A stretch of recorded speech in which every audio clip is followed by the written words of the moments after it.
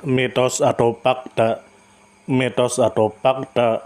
Selamat datang di mitos atau fakta. Silakan komen. Komen. Mitos atau fakta? Kali ini kita akan membawakan sebuah cerita, yang mana silahkan Anda semua tebak apakah itu hanya mitos atau fakta yang pernah terjadi. Tentu kita semua tahu bahwa mitos itu adalah cerita yang dipercaya sebagai hasil imajinasi dan kebenarannya tidak dapat dibuktikan. Sedangkan fakta adalah suatu peristiwa atau keadaan yang benar-benar terjadi dan dapat dibuktikan. Fakta dapat diperoleh melalui pengamatan terhadap suatu objek atau peristiwa. Sekarang masuk ke video. Dikatakan bahwa pada masa lalu hidup seseorang yang bernama Mas'ud atau yang lebih dikenal dengan nama Kiai Haji Ahmad Jazuli Usman, pendiri dan pengasuh pertama Pondok Pesantren Al-Falah Ploso Kediri.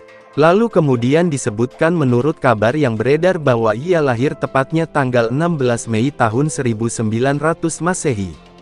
Sebagai anak bangsawan maka Mas'ud beruntung, karena ia bisa mengenyam pendidikan sekolah formal seperti SR Mulo dan HIS bahkan sampai dapat duduk di tingkat perguruan tinggi Stovia di Batavia. Lalu kemudian disebutkan menurut kabar yang beredar bahwa Pak Naib kemudian mengirim surat ke Batavia, meminta Mas'ud untuk pulang ke Ploso Kediri.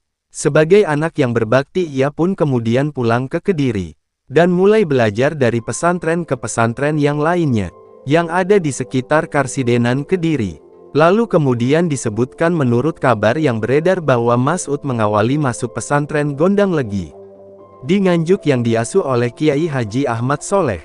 Lalu kemudian disebutkan menurut kabar yang beredar bahwa Mas'ud yang dikenal sejak usia muda itu gemar menuntut ilmu kemudian memperdalam pelajaran tasrifan selama setahun di Pondok Sono Sidoarjo. Ia juga sempat mondok di Sekar Putih Nganjuk yang diasuh Kiai Haji Abdul Rohman. Hingga akhirnya ia nyantri ke pondok yang didirikan oleh Kiai Haji Ali Imron di Mojosari Nganjuk dan pada waktu itu diasuh oleh Kiai Haji Zainuddin. Lalu kemudian disebutkan menurut kabar yang beredar bahwa Mas'ud yang waktu itu telah kehabisan bekal untuk tinggal di dalam pondok kemudian mukim di Langgar Pucung Musala yang terletak tidak jauh pondok. Selama di pondok Mojosari maka Mas'ud hidup sangat sederhana. Setiap hari ia hanya makan satu piring kecil, dengan lauk pauk sayur jantung pisang atau daun luntas yang dioleskan pada sambal keluak. Sungguh jauh dikatakan nikmat apalagi lezat. Lalu kemudian disebutkan menurut kabar yang beredar bahwa di tengah kehidupan yang makin sulit itu, maka Pak Naib Usman ayah tercinta meninggal. Untuk menompang biaya hidup di pondok maka Mas'ud membeli kitab-kitab kuning masih kosong. Lalu ia memberi makna yang sangat jelas dan mudah dibaca. Satu kitab kecil semacam Fathul Qorib ia jual dan hasil yang lumayan untuk membiayai hidup selama 15 hari di pondok itu. Setelah 4 mondok di Mojosari maka Mas'ud kemudian dijodohkan dengan Ning Badriyah putri Kiai Khozin Widang Tuban. Lalu Mas'ud berangkat haji sekaligus menuntut ilmu langsung di Mekah. Lalu kemudian disebutkan menurut kabar yang beredar bahwa Mas'ud berubah nama panggilannya menjadi Haji Jazuli setelah sempurna menunaikan ibadah haji. Selama di Tanah Suci, ia berguru pada Syekh Al-Alamah Al-Alaidrus di Jabal Hindi. Namun ia di sana tidak begitu lama hanya sekitar 2 tahun saja. Karena ada kudeta yang dilancarkan oleh kelompok Wahabi pada tahun 1922. Di tengah berkecamuknya perang saudara itu maka Haji Jazuli bersama 5 teman lainnya berziarah ke makam Rasulullah di Madinah. Sampai akhirnya Haji Jazuli dan kawan-kawannya itu ditangkap oleh pihak keamanan Madinah dan dipaksa pulang lewat pengurusan konsulat Belanda. Sepulang dari Tanah Suci maka Mas'ud kemudian pulang ke tanah kelahirannya Ploso dan hanya membawa sebuah kitab yakni Dalailul Khairat. Lalu kemudian disebutkan menurut kabar yang beredar bahwa 1923 ia meneruskan nyantri ke Tebuireng Jombang untuk memperdalam ilmu hadis. Lalu Haji Jazuli kemudian mengajar Jalalain di sana dan bahkan ia kerap mewakili Tebuireng dalam seminar yang diselenggarakan di Kenes Semarang dan Surabaya dan sebagainya. Setelah dirasa cukup maka ia kemudian melanjutkan ke pesantren Tremas yang diasuh Kiai Haji Ahmad Dimyati. Tak berapa lama kemudian ia pulang ke kampung halaman Ploso. Lalu kemudian disebutkan menurut kabar yang beredar bahwa dengan modal tekad yang kuat untuk menanggulangi kebodohan dan kezoliman, maka ia mengembangkan ilmu yang dimilikinya dengan jalan mengadakan pengajian-pengajian kepada masyarakat Ploso dan sekitarnya. Hari demi hari ia lalui dengan semangat istiqomah menyiarkan agama Islam. Hal ini menarik simpati masyarakat untuk berguru kepadanya. Sampai akhirnya ia mulai merintis sarana tempat belajar untuk menampung murid-murid yang saling berdatangan. Pada awalnya hanya 2 orang, lama-kelamaan berkembang menjadi 12 orang. Hingga pada akhir tahun 1940-an jumlah santri telah berkembang menjadi sekitar 200 santri dari berbagai pelosok Indonesia.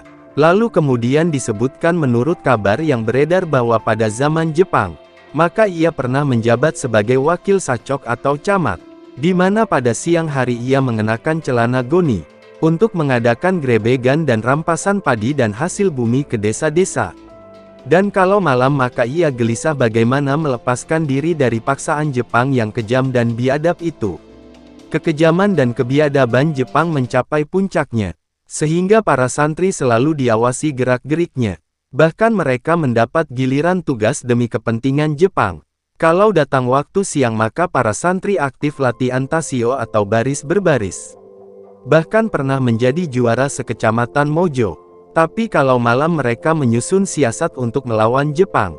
Demikian pula setelah Jepang takluk maka para santri kemudian menghimpun diri dalam barisan tentara Hizbullah untuk berjuang.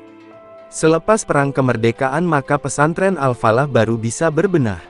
Lalu kemudian disebutkan menurut kabar yang beredar bahwa telah mencapai 400 santri. Perluasan dan pengembangan pondok pesantren persis meniru kepada sistem Tebu Ireng pada tahun 1923. Suatu sistem yang dikagumi dan ditimba Kiai Jazuli selama mondok di sana. Lalu kemudian disebutkan menurut kabar yang beredar bahwa sampai di akhir hayat maka Kiai Haji Ahmad Jazuli Usman dikenal istiqomah dalam mengajar kepada santri-santrinya. Saat memasuki usia senja maka Kiai Jazuli mengajar kitab Al-Hikam secara periodik setiap malam Jumat bersama Kiai Haji Abdul Majid dan Kiai Haji Munzir.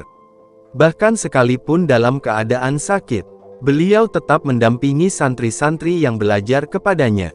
Lalu kemudian disebutkan menurut kabar yang beredar bahwa riyadoh yang ia amalkan memang sangat sederhana namun mempunyai makna yang dalam. Beliau memang tidak mengamalkan wiridan-wiridan tertentu. Lalu kemudian disebutkan menurut kabar yang beredar bahwa beliau meninggal hari Sabtu Wage tanggal 10 Januari tahun 1976 atau 10 Muharram tahun 1396 Hijriyah. Beliau meninggalkan 5 orang putra dan 1 putri dari buah perkawinannya dengan Nyai Rodiah yakni 1. Kiai Haji Ahmad Zainuddin. 2. Kiai Haji Nurul Huda. 3. Kiai Haji Hamim Kiai Haji. 4. Fuad Mun'im. 5. Kiai Haji Munif. 6. Ibu Nyai Hajah Lailatus Badriyah. Ribuan umat mengiringi prosesi pemakaman sosok pemimpin dan ulama itu di sebelah Masjid Kenaiban Ploso Kediri. Konon disebutkan menurut kabar yang beredar bahwa sebagian anak-anak kecil di Ploso saat jelang kematian Kiai Haji Jazuli, melihat langit bertabur kembang, langit pun seolah berduka dengan kepergian sang Blawong yang mengajarkan banyak keluhuran dan budi pekerti kepada santri-santrinya tersebut. Bagaimana menurut Anda semua? Apakah cerita di atas adalah mitos dan cerita sebelum tidur atau memang fakta yang pernah terjadi? Silahkan tulis di kolom komentar.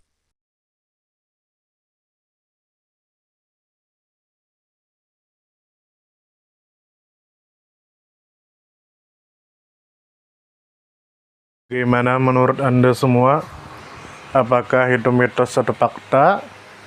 Jika mitos, silakan tulis di kolom komentar. Dan jika fakta, silakan tulis di kolom komentar.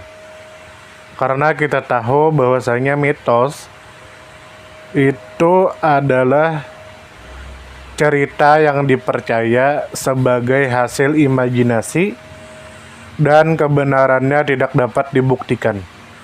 Sedangkan fakta adalah suatu peristiwa atau keadaan yang benar-benar terjadi dan dapat dibuktikan. Nah, jadi bagaimana menurut Anda semua? Apakah ini mitos atau fakta? Silakan tulis di kolom komentar.